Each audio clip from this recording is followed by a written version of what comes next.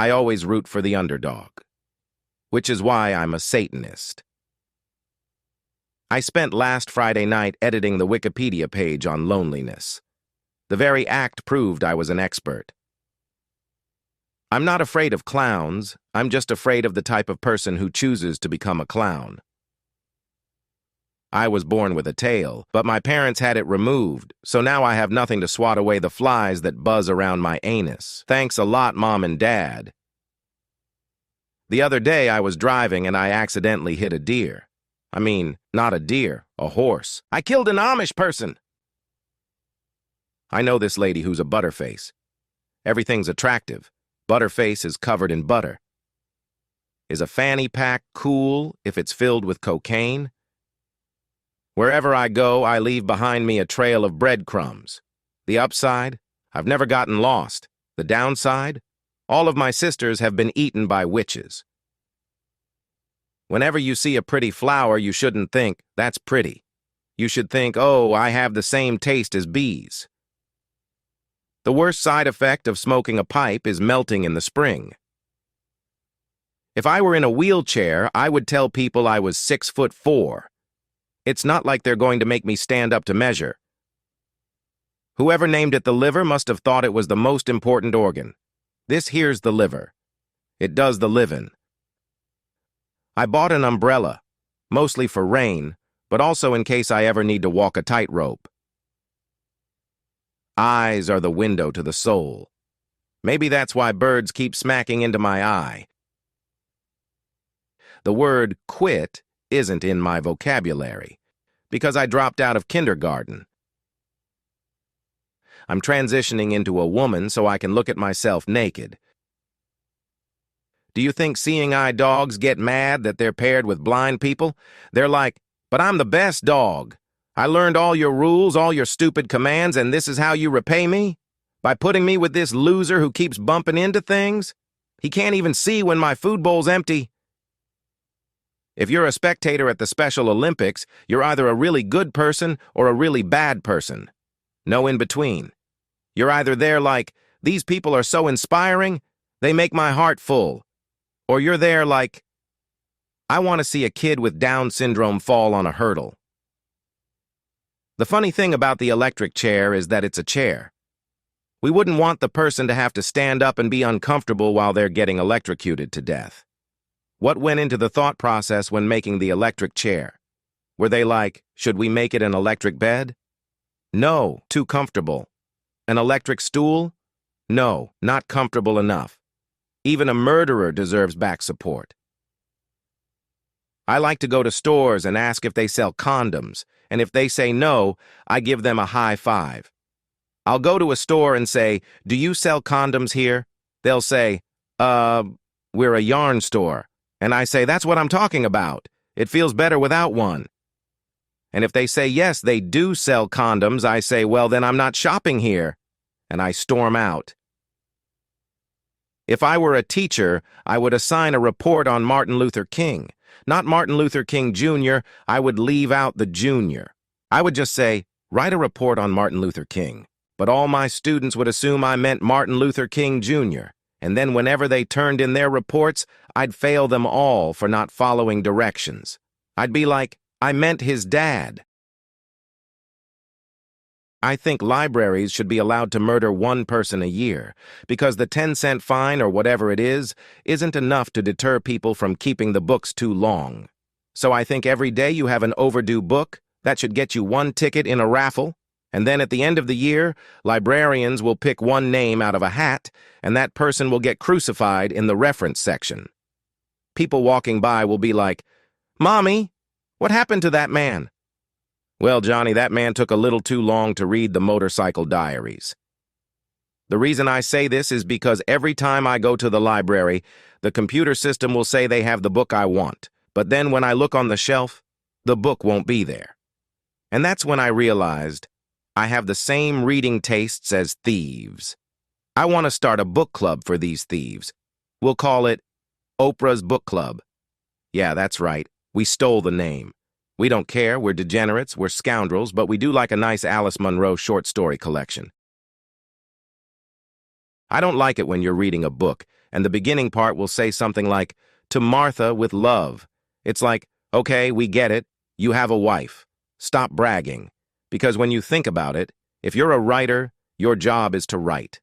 No other occupation is that overdramatic that they have to dedicate their work to a loved one.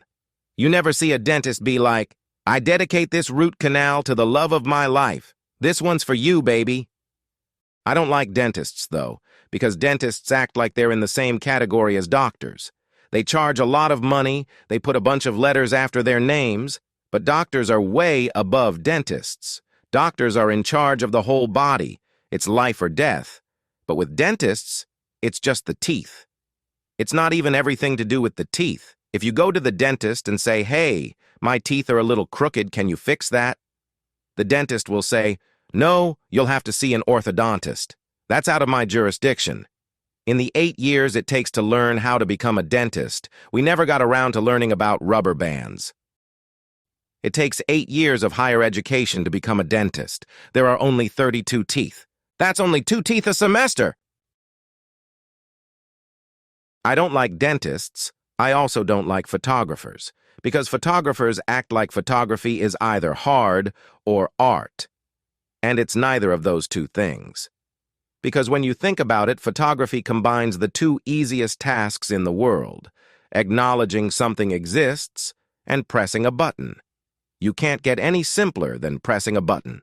The goal of all technology is to condense work into pressing a button, and someday, technology will get so advanced, the only thing we'll have to do all day for work is just press one button. But we'll still wake up every morning like, "Man, I don't want to press that button today."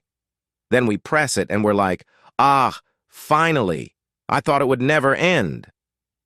And most of the time, pressing that button will do nothing, but every now and then, pressing that button will drone strike a small Middle Eastern village, and that's how the economy sustains itself.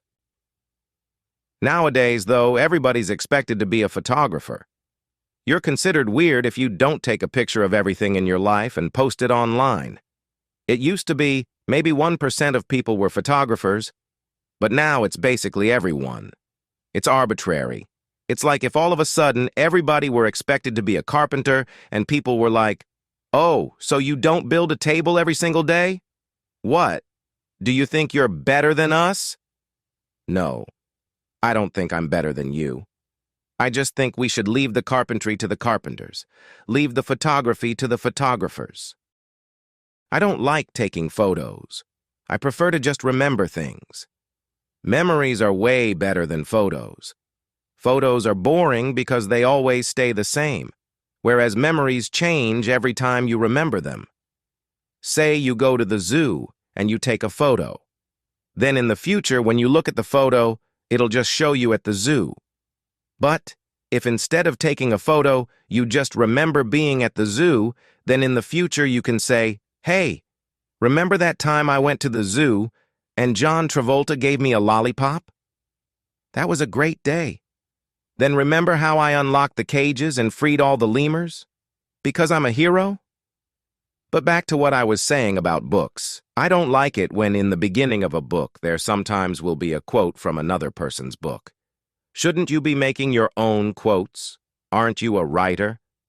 It's probably not a good idea to start your book reminding me that a better writer exists, because then I'm just going to want to read their book instead of yours. I don't read that much, but when I was a kid, I would sometimes read. One time when I was a kid, I was reading a book that had the word ejaculate in it, and I didn't know the word ejaculate can mean to blurt something out in your speech. I only knew the other definition of ejaculate. So I got really confused. The book said, "Henry walked down the corridor. Stop," he ejaculated. But I read it like, "Henry walked down the corridor. Stop." He ejaculated. So in my head I was picturing it like, "La la la, walking down the corridor, walking down the corridor. Ah, stop!" For the whole rest of the book, I was really confused. I couldn't focus on the plot. I was like, really? They're not going to explain that time Henry randomly ejaculated in the corridor? It's called The Mystery of the Elevator. It should be called The Mystery of the Spontaneous Splooging. I was reading about sperm, and I read that sperm have a sense of smell. Like, each individual sperm can smell things. One weird thing about me is that I don't have a sense of smell. I don't know if I was dropped on the head as a baby or I was born this way, but as far as I know, I've never been able to smell anything. Apparently 1% of people just can't smell. It's never really bothered me until I learned that sperm have a sense of smell. It made me mad because my own sperm are more capable than I am. Then I realized I never learned how to swim either. Then I thought, you little guys better not be able to whistle. I'm just kidding. I know how to whistle. I just want you to picture a giant sperm whistling while sitting on a fence, wearing a straw hat, strumming a banjo with its tail. Sometimes I listen to old music like that, like old folk songs. One thing you hear a lot in those songs is, her eyes are as precious as jewels, her eyes are as precious as jewels. I don't think that's the compliment they think it is. Eyes should be way more precious than jewels. If you're saying, the woman I love, her eyes are as precious as jewels, you're saying her eyes are equal in value to jewels. That means if somebody offered you jewels in exchange for your girlfriend's eyes, you'd have to think about it. You'd have to be like, well, eyes get worse with age, and jewels only go up in value, so it would be financially irresponsible if I didn't gouge out my girlfriend's eyes and exchange them for jewels. A lot of lyrics don't make sense if you think about them, though. There's a Bob Dylan song that goes, my friends from the prison, they ask unto me, how good does it feel to be free? And I answer them, most mysteriously, are birds free from the chains of the skyway? And the thing about that is, if you actually went to a prison, and the prisoners asked, what's it like to be free? And you said, is anybody really free, man? Are birds free from the chains of the sky? Those prisoners would beat you up, because obviously it's better to not be in prison than it is to be in prison. Another song that doesn't make sense is the song Happy by Pharrell Williams. I don't understand the part that goes, 'cause I'm happy, clap along if you feel like a room without a roof, 'cause I'm happy. If I were a room without a roof, I would not be happy. I'd be like, why don't I have a roof? All the other rooms have roofs. I'm cold. I hope it doesn't rain. I've been overtaken by birds. I hear that song in the grocery store a lot. There's another song I hear in the grocery store sometimes. But first I have to say that I live in a small town in Ohio near some Amish communities. So one time I was at the grocery store and there were a bunch of Amish ladies there. They were wearing the full black robes and the bonnets. They looked like they were from the 1600s, and the song that came on the radio in the grocery store was California Girls by Katy Perry. Do you know how awkward that was? Going past the Amish ladies in the grocery store aisles while the radio's blasting, California Girls will melt your popsicle? Then I thought, well, maybe the Amish ladies don't know what a popsicle is. Then I remembered, well, we are in a grocery store. They probably do know what a popsicle is. But then I thought, well, maybe the Amish ladies don't grasp the sexual connotation of, we'll melt your popsicle. But then, later in the song, there's a part where Katy Perry just screams out, sex on the beach. Oh, thanks, Katy Perry. In case anybody thought that song was too subtle. Now even the Amish ladies know we're all going to hell. Do you think there's anybody who's too Amish for the Amish people? Somebody who thinks the Amish people sold out by using even the most rudimentary technology like a hammer? Somebody who stands on the outskirts of Amish communities ridiculing the Amish as they go by like, oh, look at Mr. Fancy Pants over there with your horse and buggy. La-de-da, it's got wheels and everything.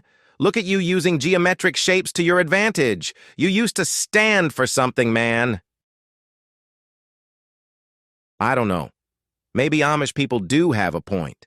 Sometimes modernity can be a little much. Like one time I was at the grocery store and I saw an icing product that said, made with real marshmallows.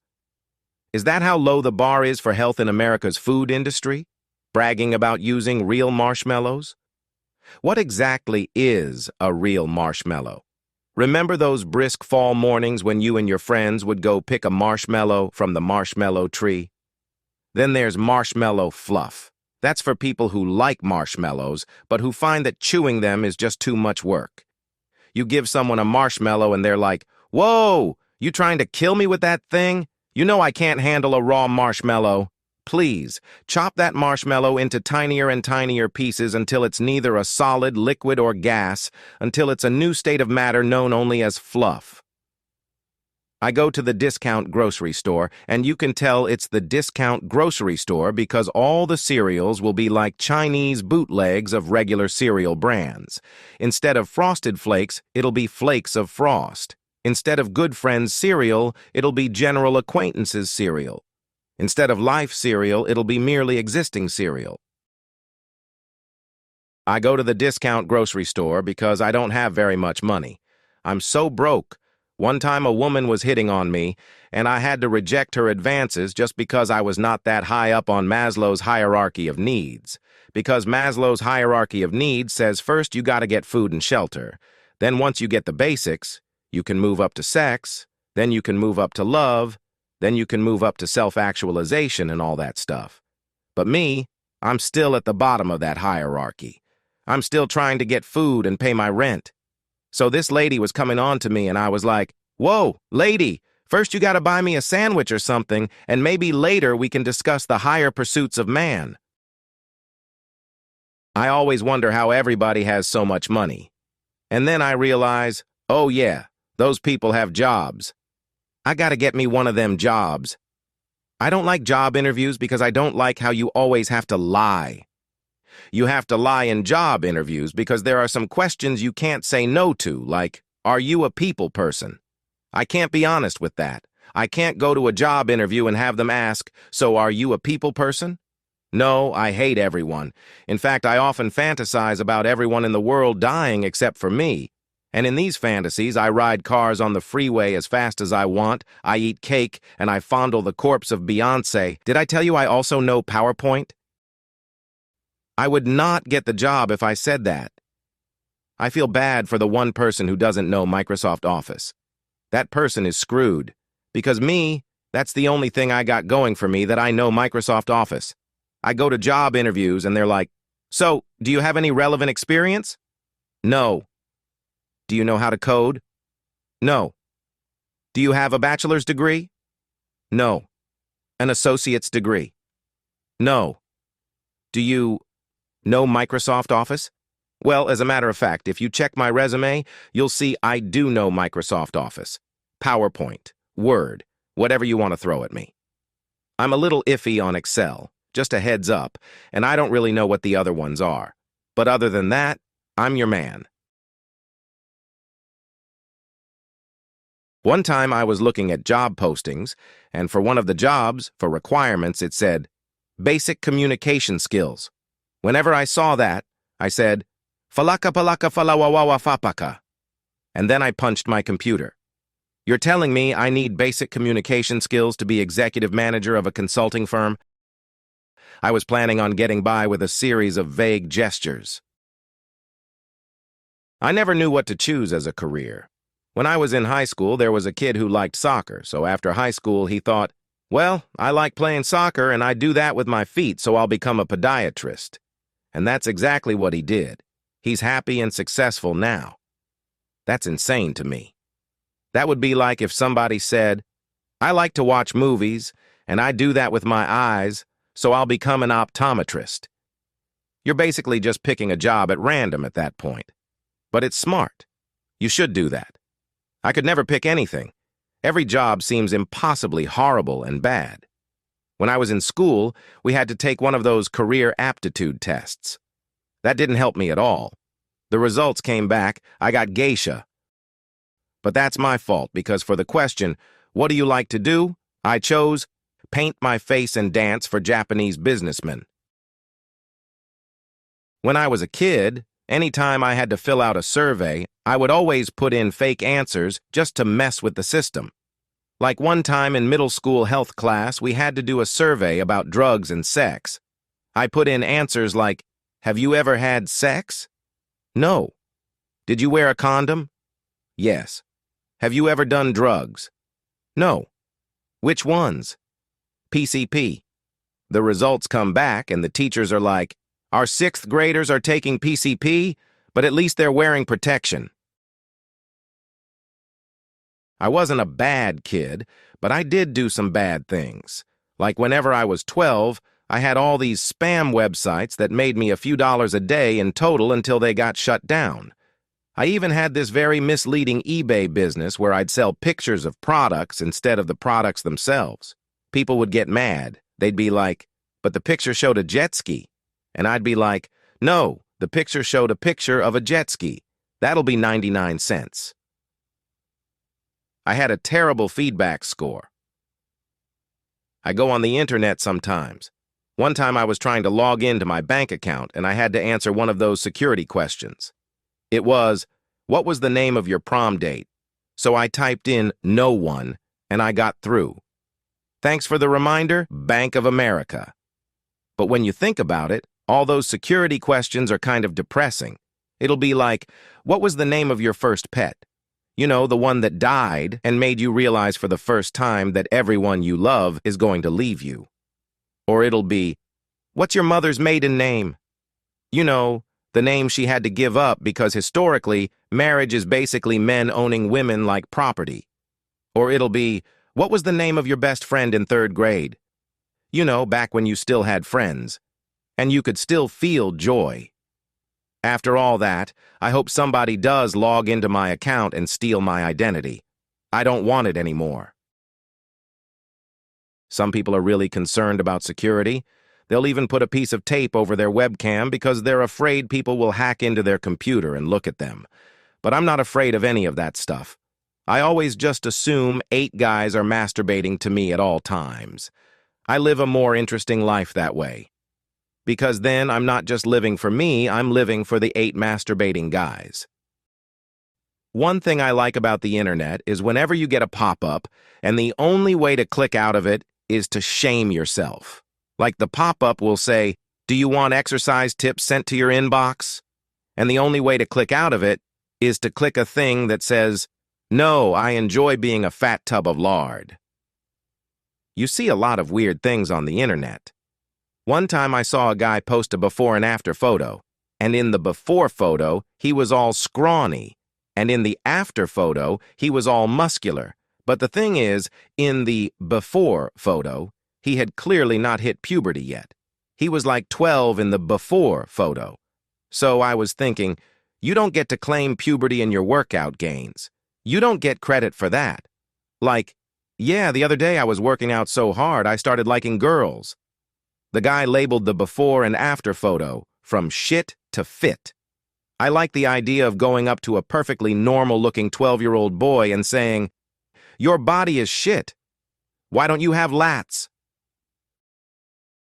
I saw an ad for a Hawaiian resort that said, come see our stunning beaches and several active volcanoes.